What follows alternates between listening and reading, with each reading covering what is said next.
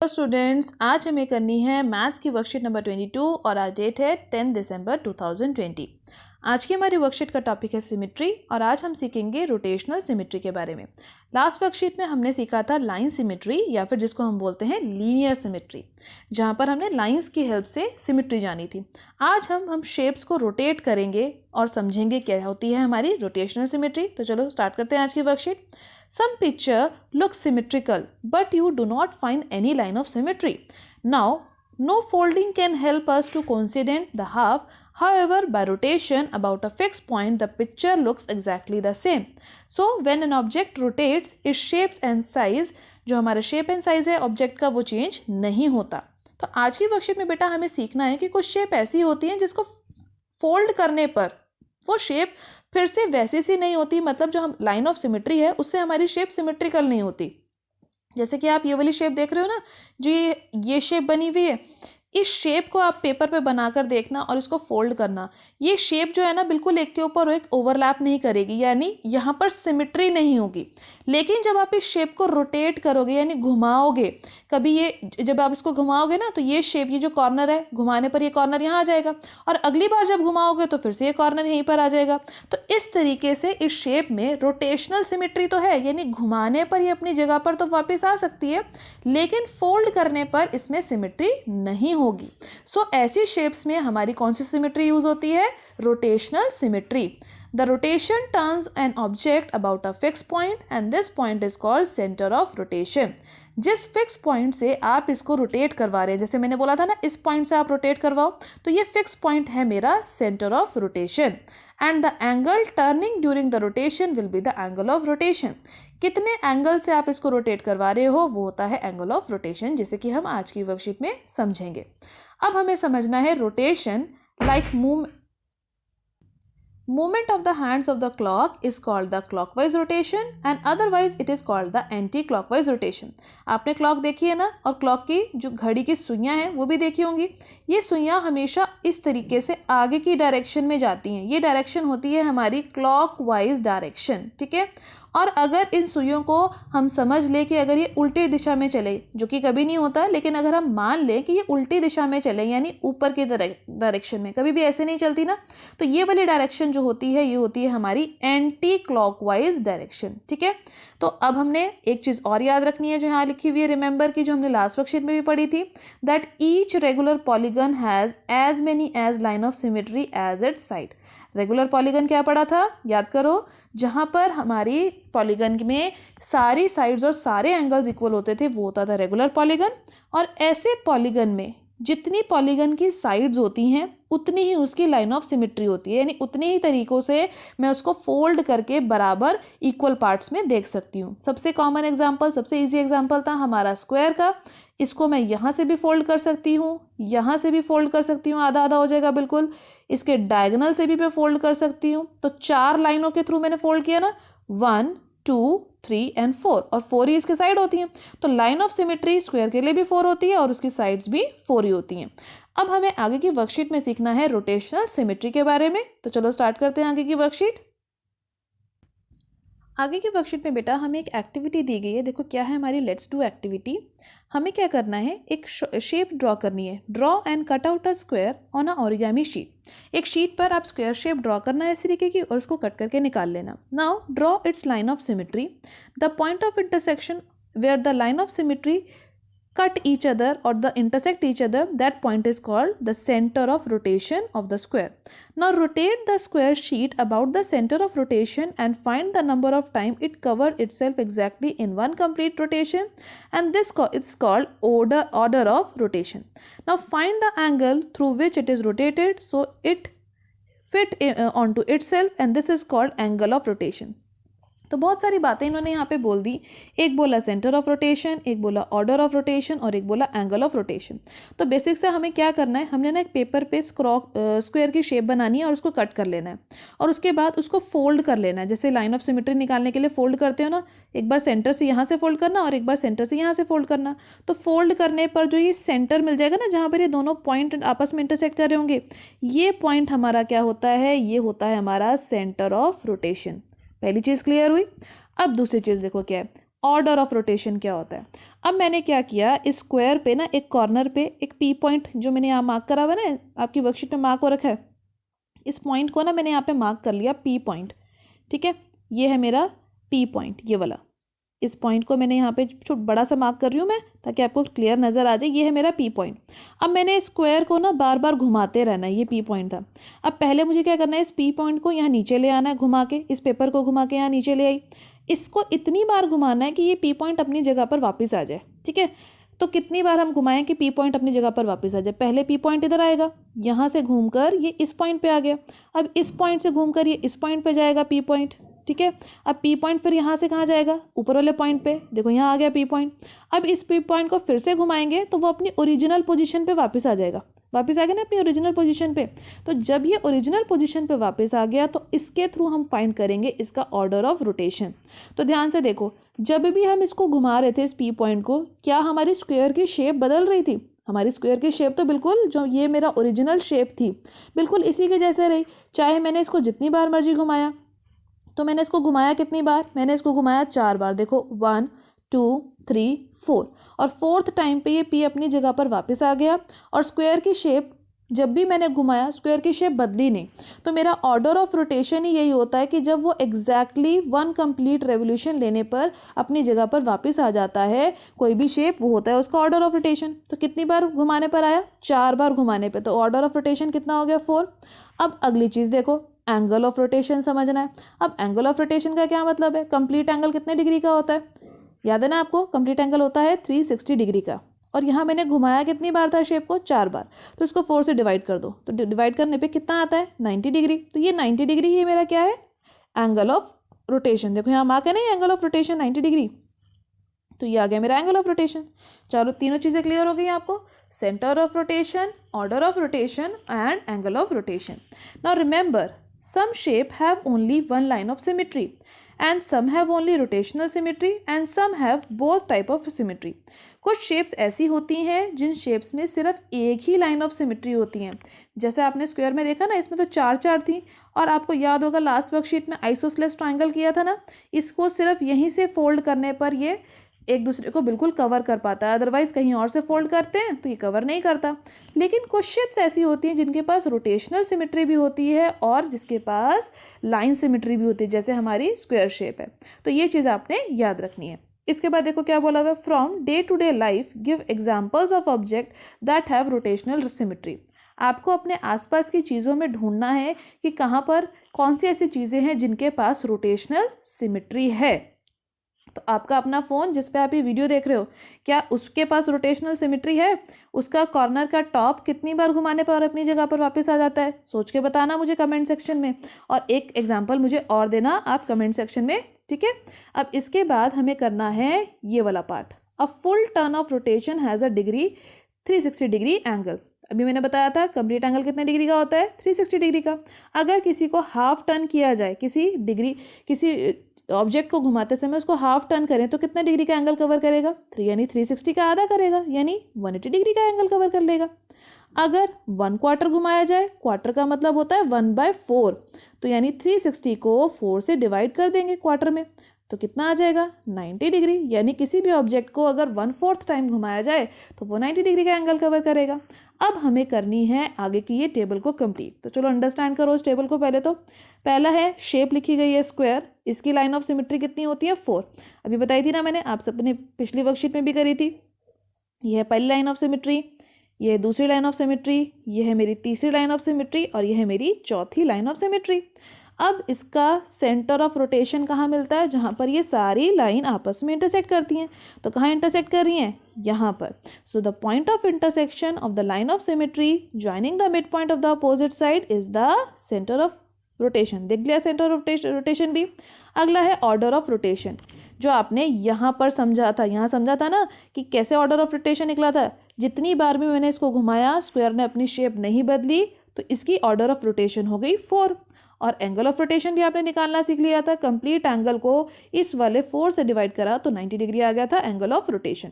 इसके बाद हमें सीखना है अल्फ़ाबेट Z के लिए क्या होगी लाइन ऑफ सिमेट्री, क्या होगी सेंटर ऑफ रोटेशन, क्या होगी ऑर्डर ऑफ रोटेशन, और क्या होगा एंगल ऑफ रोटेशन। अब इसके बाद सबसे पहले बेटा हमें देखना है कि Z के लिए क्या लाइन ऑफ सिमेट्री होती है। तो चलो Z अल्फ़ाबेट बनाओ और चेक करो, क्या यहाँ से फोल्ड करेंगे अगर Z अल्फ़ाबेट को तो क्या ये एक दूसरे को कवर करेगा? नहीं करेगा। अगर Z को एक हॉरिजॉन्टल लाइन की बजाय वर्टिकल लाइन से करें तब भी नहीं करेगा, यानी इसकी लाइन ऑफ सिमेट्री कितनी हो गई? 0। तो यानी 0 हो गई। अब S के लिए चेक करो। अब S देखो बेटा, S शेप जो है क्या इसके लिए कोई लाइन ऑफ सिमेट्री है? तो चलो ड्रॉ करो। ये तो लाइन ऑफ सिमेट्री नहीं है। अगर इसको यहाँ से ड्रॉ करेंगे तो भी लाइन ऑफ सिमेट्री नहीं है, यानी कितनी लाइन ऑफ सिमेट्री हुई? 0। अब अगला अल्फ़ाबेट है हमारा ई अल्फ़ाबेट। ई अल्फ़ाबेट के लिए ड्रॉ करके देखो, ये है मेरा ई अल्फ़ाबेट। इसको अगर मैं यहाँ से लाइन ऑफ सिमेट्री ड्रॉ करूँ तो हाफ ऑफ डिवाइड हो गया ना। फोल्ड करूँगी अगर मैं इस पोर्शन को इसके ऊपर तो बिल्कुल एग्जैक्टली फोल्ड हो जाएगा, लेकिन यहाँ से इसकी लाइन ऑफ सिमेट्री नहीं आएगी। तो यानी इसके पास कितनी लाइन ऑफ सिमेट्री आ गई? Only 1 line of symmetry. इसके बाद अगली शेप मुझे जिसके लिए निकालनी है वो है सर्कल। तो सर्कल के लिए तो कहीं से भी हम इसको फोल्ड कर दें, जितनी बार मर्जी फोल्ड कर दें, हमारे पास लाइन ऑफ सिमेट्री आ जाती है। हमने लास्ट वर्कशीट में भी किया था। तो सर्कल के लिए कितनी लाइन ऑफ सिमेट्री होगी? इनफाइनाइट, यानी जिसको हम काउंट नहीं कर सकते। इसके बाद हमें जानना है सेंटर ऑफ रोटेशन के बारे में। तो जिसका लाइन ऑफ सिमेट्री नहीं है उसका सेंटर ऑफ रोटेशन भी 0 होगा, क्योंकि जहां पर लाइन ऑफ सिमेट्री आपस में एक दूसरे को कट करती हैं वो होता है सेंटर ऑफ रोटेशन। तो S के लिए भी कोई नहीं है। और E के लिए हम कैसे फाइंड करेंगे? E के लिए हमारा जो है मिड से जाएगी, इसकी जो मिड पॉइंट होगा ना, जो जैसे हमने E बनाया था बिल्कुल यहाँ से जा रही थी ना इसकी लाइन ऑफ सिमेट्री, तो यही होगा इसका सेंटर ऑफ रोटेशन भी। तो वो पास करेगा इसके मिड से। अगला सर्कल के लिए कहाँ से पास करेंगी? सारी लाइंस कहाँ से पास कर रही थी? उसके सेंटर से। तो इसका सेंटर ऑफ रोटेशन क्या होगा? सेंटर ऑफ सर्कल ही होगा। ठीक है। अब अगला हमें फाइंड करना है ऑर्डर ऑफ रोटेशन। तो ऑर्डर ऑफ रोटेशन फाइंड करने के लिए यहाँ पर आप ये पिक्चर्स देख रहे हो ना जो साइड में बनी हुई है। एक ये बनी हुई है, ये पूरी है Z के लिए। अगली बनी हुई है ये है S के लिए, और ये बनी हुई है E के लिए। तो चलो एक एक करके हम इन पिक्चर्स को समझते हैं। तो पहले हमें फाइंड करवाना है, तो देखो बेटा फर्स्ट शेप हमें डिस्कस करनी है Z के लिए। अब Z के लिए हमें बताना है कि ऑर्डर ऑफ रोटेशन क्या होगा। तो देखो Z में मैंने यहाँ पे एक डॉट मार्क किया ना, इसी डॉट को मुझे एक एक करके घुमाना है। तो जब मैंने इस Z को घुमाया होगा, जब इसको रोटेट किया होगा तो ये इस तरीके से हो जाएगा, है ना। ये डॉट ऊपर आ गया होगा और ये Z N के जैसा बन गया होगा। सेकेंड टाइम जब मैंने Z को घुमाया तो ये बन गया इस तरीके से, डॉट आ गया यहाँ पे नीचे। और उसके बाद जब मैंने घुमाया होगा तो ये Z इस तरीके से स्टैंड कर गया होगा, खड़ा हो गया होगा, और ये डॉट यहाँ आ गया होगा। अब इसके बाद जब दोबारा इसे घुमाया जाएगा तो Z अपनी ओरिजिनल पोजीशन पर आ जाएगा। अब देखो जब भी हमने इसको रोटेट किया कितनी बार ऐसा हुआ कि Z ने अपनी ओरिजिनल पोजीशन ली? 2 बार ऐसा हुआ ना। देखो एक बार इस पोजीशन में Z और एक बार इस पोजीशन में Z बिल्कुल वैसा ही था। तो हमने जब इसको रोटेट किया था, पहली बार हमने इसको रोटेट किया था 90 डिग्री के एंगल पे। सेकेंड टाइम हमने इसको रोटेट किया था 180 डिग्री के एंगल पे। 90 डिग्री का मतलब देखो सीधा खड़ा हो गया था ना 90 डिग्री के जैसे ऐसे, और 180 का मतलब फिर से ऐसे ही हो गया। उसके बाद हमने इसको रोटेट किया था 270 डिग्री के एंगल पे, यानी हर बार एक 90 डिग्री हम बढ़ा देते हैं। और लास्ट में हमने इसको रोटेट कर दिया, यानी बिल्कुल कंप्लीट रोटेट करके 360 डिग्री की रोटेशन देके इसे अपनी जगह पर वापस ले आए। तो इस पूरे प्रोसेस में 2 बार ये अपनी पोजीशन, ओरिजिनल पोजीशन में रहा। तो यही है इसका ऑर्डर ऑफ रोटेशन, यानी इसका ऑर्डर ऑफ रोटेशन होगा 2। अब इसके बाद देखो ई के लिए, ई को जब हम रोटेट करेंगे बेटा, मैंने देखो एक डॉट मार्क करा हुआ है यहाँ पे। इसको जब आप रोटेट करोगे तो पहले ई इस तरीके से रोटेट हो जाएगा, नीचे आ जाएगा ये डॉट, फिर ई इस तरीके से रोटेट होगा, देन थर्ड टाइम इस तरीके से रोटेट होगा, और लास्ट में जब इस पोजीशन को हम फिर से रोटेट करेंगे तो ई अपनी ओरिजिनल पोजीशन में वापस आ जाएगा। तो जितनी भी बार हमने इसको रोटेट किया, क्या ई अपनी ओरिजिनल पोजीशन जैसा कहीं पर भी दिखा? यानी ई जैसा कहीं पर भी दिखा? सब पोजीशन पे ये अलग अलग है, मतलब अपनी ओरिजिनल पोजीशन जैसा ये कहीं पर भी नहीं दिखा। तो यानी ई की जो रोटेशनल सिमेट्री आ रही है वो पूरा जब वो घूम लेता है तभी आती है। तो ई की रोटेशनल सिमेट्री का ऑर्डर हो जाएगा 1, यानी एक पूरा चक्कर लेने के बाद ये अपने ओरिजिनल पोजीशन में आता है। लेकिन Z जो था वो 2 बार अपने ओरिजिनल पोजीशन में आया था। देखो एक ये रहा और एक ये रहा। अब हम करते हैं S के लिए। S में भी देखो मैंने एक डॉट यहाँ मार्क कर रखा है। S को जब पहली बार रोटेट करेंगे, जब इस तरीके से टेढ़ा हो जाएगा तो फर्स्ट रोटेशन हो गई, सेकेंड टाइम करा, इसी तरीके से थर्ड टाइम करा, और फिर करा फोर्थ टाइम।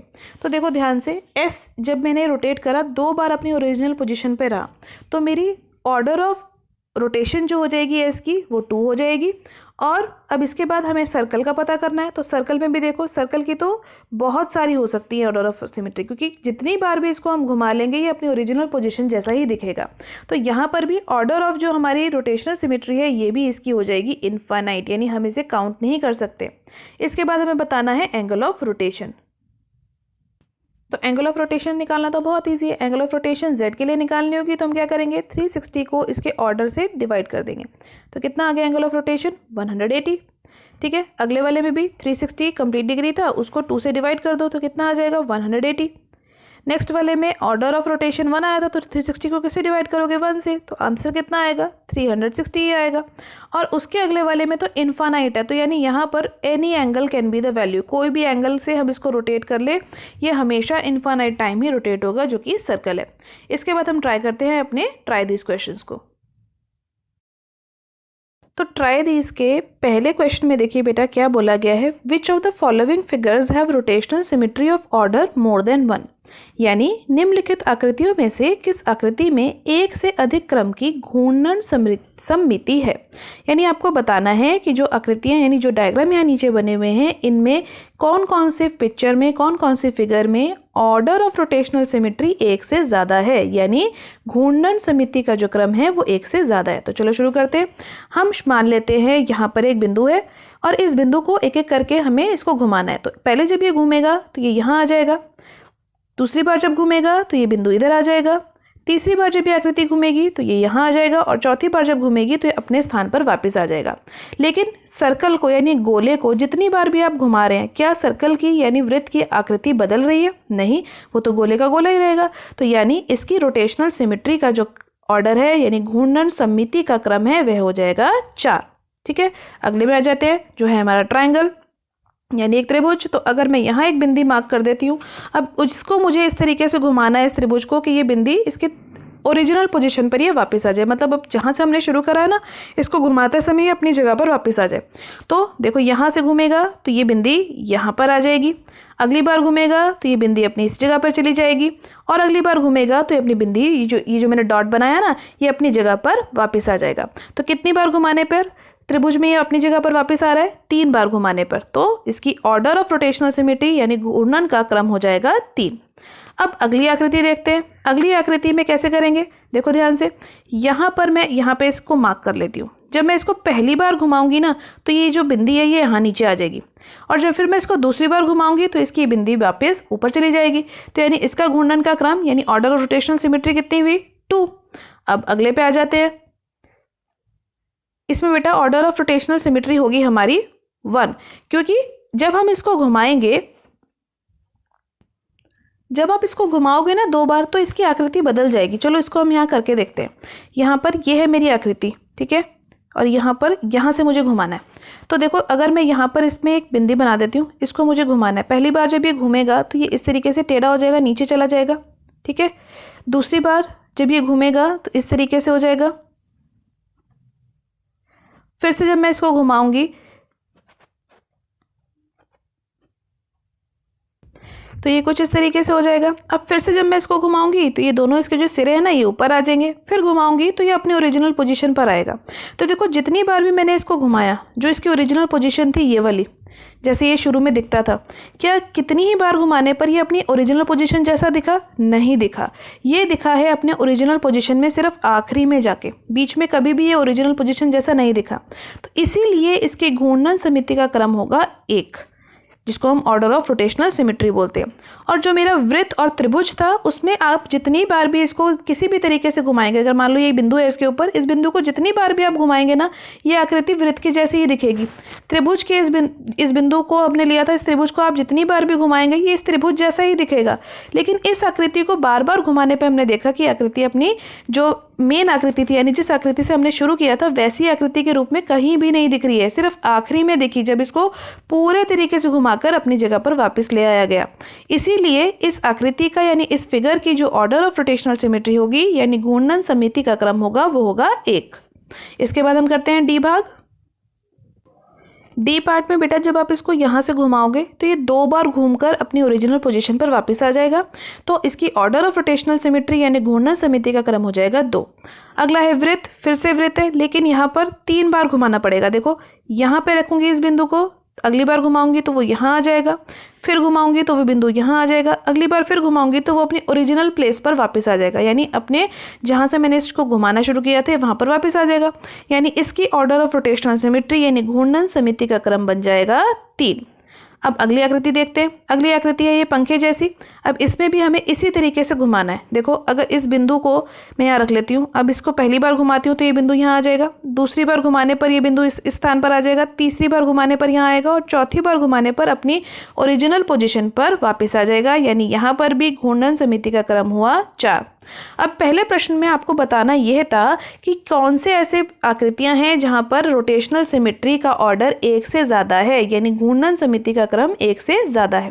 तो देखो सभी में 1 से ज़्यादा है, सिर्फ सी में नहीं है। तो यानी आप यहाँ लिख दोगे सी भाग को छोड़कर, यानी बाकी के सभी भाग में यानी ए, बी, डी, ई और एफ, इन सभी में हमारा घूर्णन समिति का क्रम यानी ऑर्डर और रोटेशनल सिमेट्री 1 से ज़्यादा है, लेकिन सी भाग में नहीं है।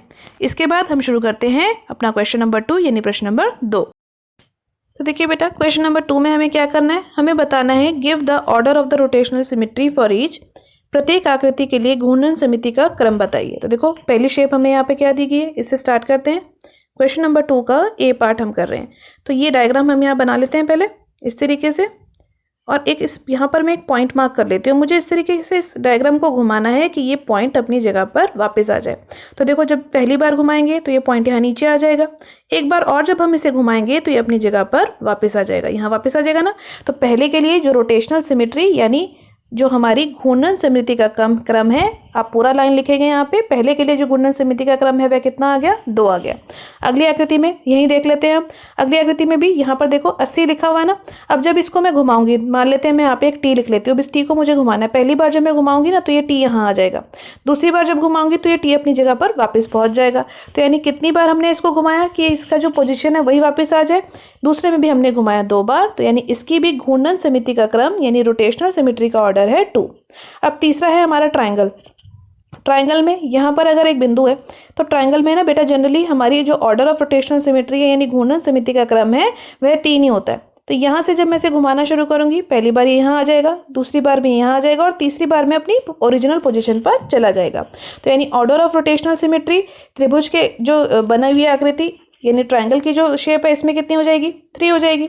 अब अगला देखो ये चक्री जैसी शेप है। अब इसमें भी कितनी बार मैं घुमाऊंगी, एक बार अगर मैं यहाँ पर ये बिंदु रखती हूँ, एक बार घूमेगा तो ये यहाँ आ जाएगा, दूसरी बार घूमने पे यहाँ आ जाएगा, तीसरी बार घूमने पे यहाँ आ जाएगा और चौथी बार घूमने पर ही अपनी जगह पर वापस पहुँच जाएगा।